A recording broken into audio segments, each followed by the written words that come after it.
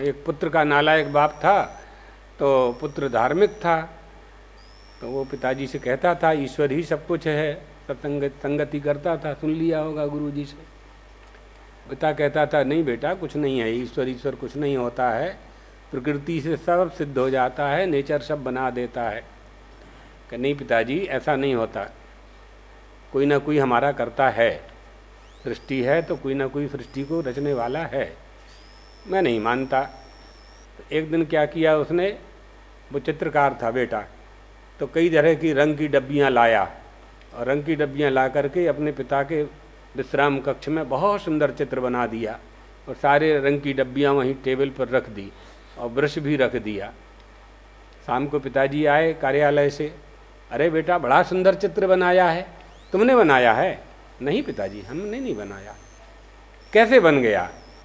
ये रंग रखे थे, बुरुश उठा और रंग ने वो बुरुश ने दीवार में बहुत सुंदर चित्र बना दिया, मैंने नहीं बनाया, मेरा इसमें कोई योगदान नहीं।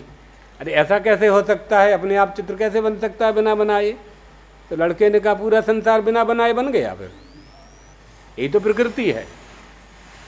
हवा का झोंका आया, हवा के झोंका से ब्रश उठा, रंग की डिब्बी में गया और फिर हवा का झोंका आया तो उसमें कलर भर दिया। आप ही तो कहते थे संसार बनाने में किसी का योगदान नहीं है। सत असत से परे अतर्क शक्तिशाली कोई ना कोई ईश्वर सृष्टि का करता है, जो संसार का निर्माण करता है। कौन करता है, कौन तय करता है कि लड़का बनेगा, ये लड़की बनेगी, ये मूर्ख बनेगा, ये विद्वान बनेगा, ये धनी बनेगा, ये निर्धन बनेगा? कौन तय करता है? कौन माता पिता नहीं चाहता कि हमारे बच्चे करोड़पति बने, लेकिन कहाँ बन पाते हैं? नहीं बन पाते हैं। हजारों साल से परिश्रम कर रहे हैं, उनके पूर्वज करते रहे, लेकिन गरीबी ज्यों की त्यों बनी हुई है। कारण क्या है? गरीबी को दूर करने के लिए, गरीबी क्या है? गरीबी पूर्व जन्म के पाप का फल है।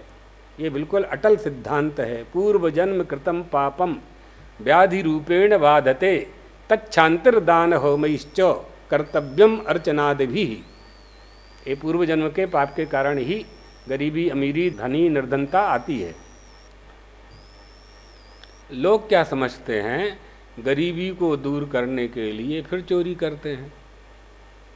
दरिद्रता ज्यों की त्यों बनी रही। दरिद्रता को दूर करने के लिए आपने चोरी की और झूठ बोला, तो दरिद्रता आई तो वो पाप का ही फल था, उसी चोरी का फल था।